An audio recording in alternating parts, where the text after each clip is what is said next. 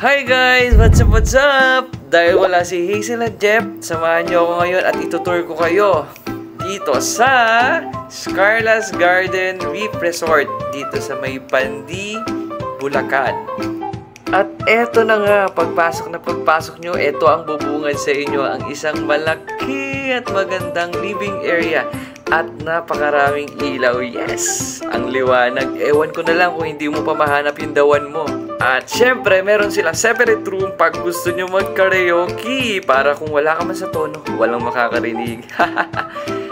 At syempre, hindi mawawala ang swimming pool. Sa sobrang lamig, ayoko nang maligo.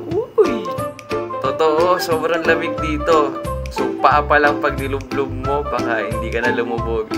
At dito rin nakalagay ang kanilang kitchen area. Ayan, kung makikita nyo, ang ganda ng kitchen area nila, di ba? Ang laki.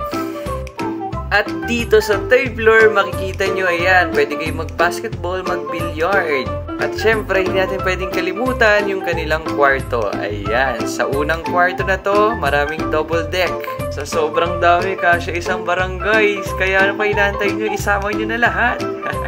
At dito sa kabilang kwarto, merong dalawang malaking kama. Bathroom check! 10 out of 10 nga pala ito dahil may bidet at ayan, may shower enclosure. At dito sa terrace nila, kitang-kita nyo naman yung view dun sa labas. Ayan, ang lawak. At ang presko, ang lakas ng hangin dito.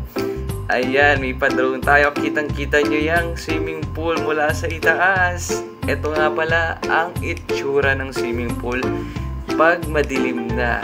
Ayan, may pailaw siya. Hanggang dito na lang. Bye-bye!